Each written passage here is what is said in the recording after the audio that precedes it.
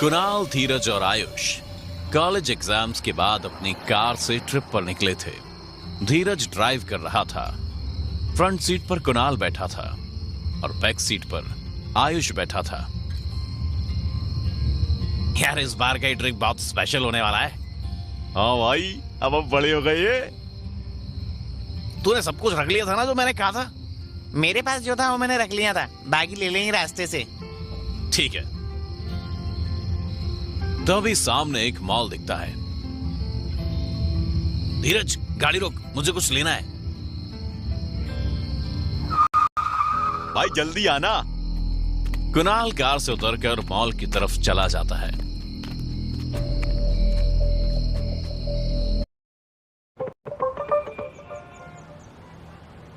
Help me get Papaji's SD roaring again.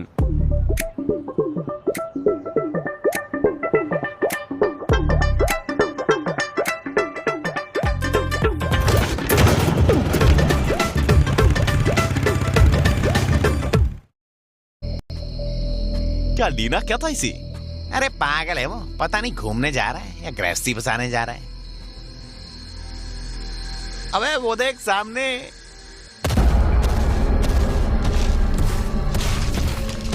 वो क्या है? लग तो कोई खम्मा रहा है। खम्मा चलने कब से लगा भाई? ऊपर देख, लगता है सायरन लगी है। हो सकता है कि यहाँ के लोग कोई फंक्शन कर रहे हो और कोई और रीजन से सायरन ले जा रहे हो। हाँ, वो तो सकता है। तभी कुणाल आकर गाड़ी में बैठता है। उसके हाथ में गन होती है। भाई ये क्या लाया तू? हम कोई शिकार करने जा रहे हैं क्या? अरे वो बिल्डिंग काउंटर पर उन्होंने कहा कि सर ये ले लीजिए, आपको आगे जरूरत पड़ेगी, ये एरिया बहुत खतरनाक है। ये गन कौन सी है? लेजर। यहाँ सायरन पिलर से क्या? ये क्या होती है? वो हॉलीवुड मूवीज। अरे भाई, तू मूवीज कम देखा कर, ठीक है? धीरज गाड़ी स्टार्ट कर देता है और वो लोग आगे बढ़ जाते हैं। तभी सायरन की आवाज आती है। लगता है आसपास कोई फैक्ट्री है, पर ये आवाज थोड़ी अलग है भाई। ना तो एम्बुलेंस जैसी है ना पुलिस जैसी। इंडस्ट्री वाली भी अलग होती है, ये कौन सी है? तभी धीरज झटके से गाड़ी रोक देता है। उन्हें जोर का झटका लगता है। वो लोग नजरें उठाकर देखते हैं तो उनके सामने दो लंबी लंबी टांगे होती हैं जो पतले पिलर्स जैसी दिखती हैं। ये क्या बोला है? चुप हो जा भाई। उसी वक्त सामने एक कुत्ता दौड़ते हुए रोड के इस पार से उस पार जाता है। वो दोनों टांगे भी उस कुत्ते के पीछे चल देती है। उसे देखकर इन लोगों का बुरा हाल हो जाता है, पर उसके जाते ही चैन की सांस लेते हैं। ये क्या था भाई? हम वापस चले क्या? हाँ यार, चलो वापस। वो मॉल वालों की बातों से मुझे डर लग रहा था।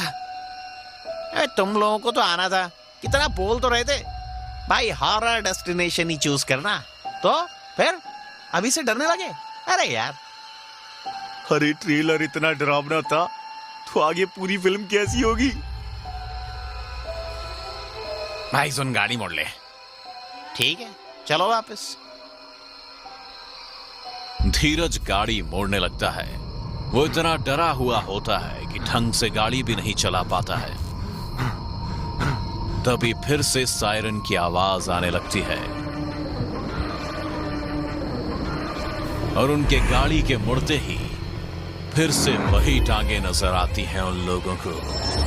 दो लंबे लंबे पैरों के ऊपर एक शरीर होता है और सिर के नाम पर 4 सायरन्स लगे होते हैं। पैरों के जैसे ही पतले पतले लंबे हाथ होते हैं उसके।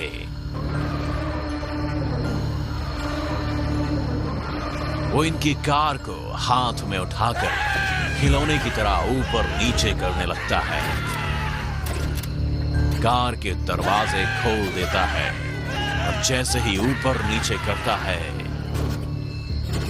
ये लोग नीचे जमीन पर गिर जाते हैं। ऊपर से गिरने के कारण चोट तो लगती है, पर जान की फिक्र में उठकर भागने लगते हैं। आयुष के ऊपर लेजर गन गिरती है तो वो उसे लेकर भागता है। भागते भागते कब जंगल में घुस जाते हैं ये उन्हें पता ही नहीं चलता। आयुष, तूने हमें फंसा दिया। यार मुझे नहीं पता था यार ये जगह इतनी खतरनाक होगी। अगर हम मर गए तो? अरे भागो यहाँ से। अगर वो आया तो लेजर गन से हम उसे मार देंगे। फिर से वही सायरन की आवाज आने लगती है। जंगल के पेड़ों के बीच फिर वही टांगे इन लोगों को दिखने लगती हैं। ये लोग पत्थरों की आड़ में छुप जाते हैं।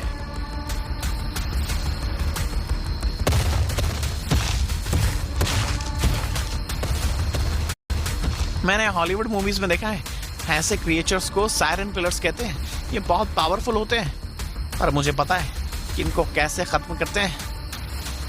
यार तुझे जो करना है वो कर, पर आज हम लोगों की जान बचा ले प्लीज।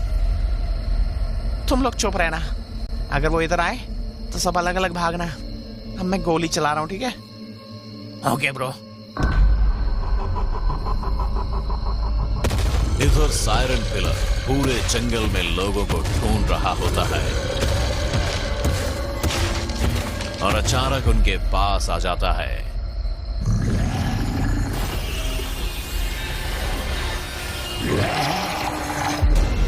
आयुष पत्थर की आड़ से लेजर गन शूट करता है। सायरन हेड का एक सायरन फट जाता है। वो पागल होने लगता है, दर्द से चीखने चिल्लाने लगता है। उसके चीखने से सायरन की आवाज इतनी तेज हो जाती है कि इन लोगों के कान फटने लगते हैं। इन लोगों को वो पागलों की तरह ढूंढने लगता है। जिधर से गोली चल रही होती है उधर वो जाता है। ये तीनों भाग ही रहे होते हैं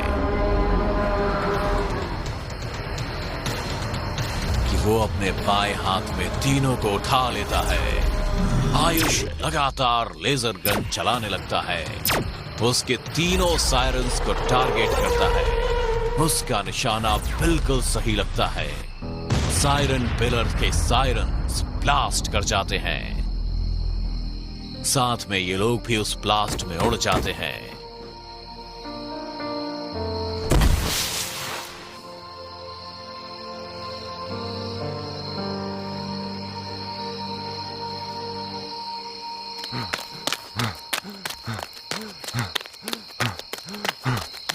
घुघरा गांव में हर साल की तरह इस साल भी इस वक्त बहुत रौनक है,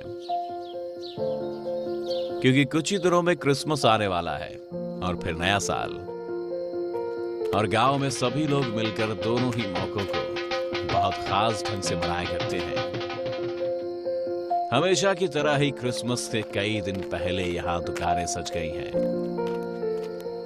और लोग भी अपने घर में क्रिसमस ट्री को सजाने की तैयारियां शुरू कर चुके हैं।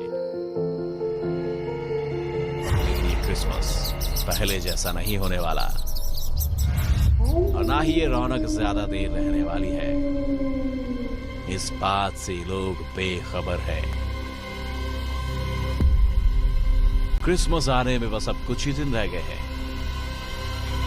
जोसेफ और चिनी बाजार में हैं और अपने घर के लिए कुछ शॉपिंग कर रहे हैं। जीनी, मुझको लगता है कि सारी शॉपिंग खत्म हो गई है और अब तो कुछ और रह भी नहीं गया है। हाँ, कुछ मोटा मोटा सामान रह गया है, वो मैं बाद में आकर ले लूंगी। अभी के लिए घर चलते हैं। दोनों घर पहुंचते हैं।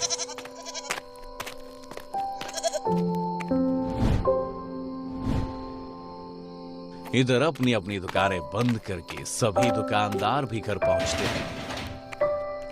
रात का वक्त है। क्रिस्टल अपने घर पर सोई हुई है और तभी अचानक दरवाजे पर दस्तक होती है। इस वक्त कौन होगा? शायद कोई पड़ोसी ही होगा। देखती हूँ।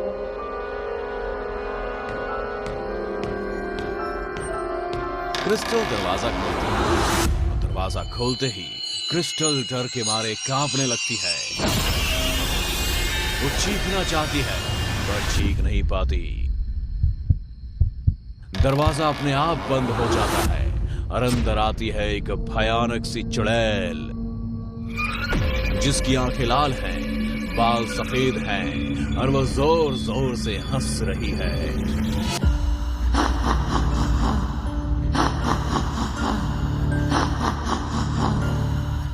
क्रिस्टल, गिफ्ट दे मुझे कुछ। मैं यहाँ कुछ गिफ्ट लेने आई हूँ। देना। क्या हुआ? कुछ नहीं दे पा रही है तू? चल, मैं खुद ही गिफ्ट ले लेती हूँ। ऐसा कहकर चुड़ैल क्रिस्टल का गला दबाती है। छोड़ो मुझे, छोड़ो, मैं मरना नहीं चाहती, मुझे छोड़ दो। ऐसे कैसे? छोड़ तो नहीं सकती मैं तुझे। मरना तो तुझे पड़ेगा ही, पर यहाँ नहीं। पहले तू मेरे साथ चल। ऐसा कहकर चुड़ैल अपने हाथ में क्रिस्टल का गला पकड़ती है और वो दोनों गायब हो जाते हैं। अगले दिन क्रिस्टल के घर का दरवाजा खुला है और घर पर कोई नहीं है। आसपास के लोग ये देखकर परेशान हैं, समझ नहीं पा रहे कि क्रिस्टल कहाँ चली गई। क्रिस्टल के पड़ोसी आपस में बात कर रहे हैं। अरे ये क्रिस्टल बिटिया, कल रात तक तो हमने उसे देखा था, ऐसा कहाँ चली गई? और घर का दरवाजा भी खुला है, फोन भी यही पड़ा है। हाँ भाई साहब, कुछ समझ नहीं आ रहा। मुझे तो लगता है हमें पुलिस में कंप्लेंट कर देनी चाहिए। सबकी रजामंदी से पुलिस में कंप्लेंट करवा दी जाती है। दिन बीतता है और रात का वक्त आता है। इस बार तिनकर के घर का दरवाजा कोई खटखटाता है। ऐसे नहीं खोलूंगा, पहले खिड़की से देखता हूँ कि ये है कौन। वो खिड़की खोलकर देखता है तो बाहर उसे पड़ोस का विजय खड़ा दिखाई देता है। दिनकर दरवाजा खोलकर देखता है, विजय अंदर आता है। विजय, तू इस टाइम? क्या बात है, सब ठीक तो है ना? मेरे साथ तो सब ठीक है, पर तेरे साथ अब कितना क्या ठीक रहेगा ये देखना होगा। दिनकर पलट कर देखता है तो उसके होश उड़ जाते हैं। पीछे विजय नहीं बल्कि एक चुड़ैल खड़ी होती है। मैं यहाँ अपना गिफ्ट लेने आई हूँ। तू है मेरा गिफ्ट, चल मेरे साथ। चुड़ैल दिनकर का गला पकड़ती है और एक बार फिर से वो दोनों गायब हो जाते हैं। अब तो गांव में हर रोज का सिलसिला हो गया था कि कोई ना कोई गायब होता जा रहा था। पहले क्रिस्टल, फिर दिनकर, फिर जोसेफ, विमला और इसी तरह गांव के कई लोग गायब हो चुके हैं। और इसलिए कल क्रिसमस है, लेकिन फिर भी गांव में हर तरफ सन्नाटा फैल गया है। कोई कुछ समझ नहीं पा रहा कि आखिर इस मुसीबत से कैसे निकला जाए। पुलिस की जांच में भी कोई सबूत हाथ नहीं लगा। मुझे तो लगता है ये किसी इंसान का नहीं बल्कि किसी शैतान का काम है। और जब काम शैतान का है तो इसमें हमारी मदद पुलिस नहीं बल्कि कोई ऐसा ही कर सकता है जो शैतानों से निपटना जानता हो। कोई ऐसा जो शैतानों को काबू में कर सकता हो। बात तो मुझे भी आपकी सही लगती है, लेकिन ऐसा कौन इंसान हो सकता है जो हमारी मदद कर सके? वो दोनों बात ही कर रहे होते हैं तभी उन्हें वहां अपना एक बैग लिए बंटी आते हुए दिखता है। सुनीता काकी, मैं भी शहर से लौट कर आया और जाते ही जो सब मैं सुन रहा हूँ, क्या वो ठीक है? क्या सच में हमारे गांव में इस तरह से लोग गायब हो रहे हैं? जिनी और सुनीता उसे पूरी बात बताते हैं और कहते हैं कि उन्हें लगता है कि ये किसी चुड़ैल, किसी शैतान का काम है।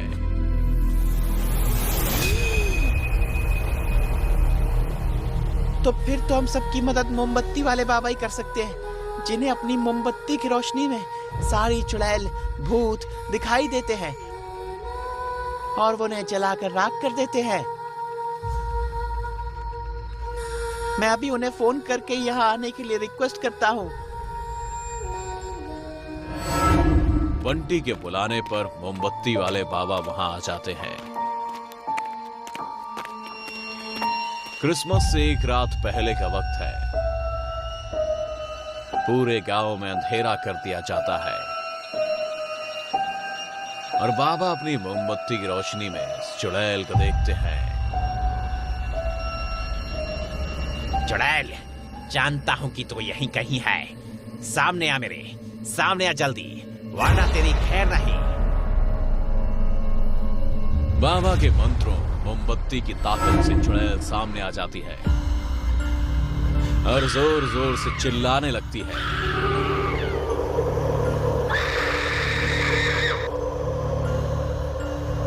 क्यों बुलाया मुझे यहाँ?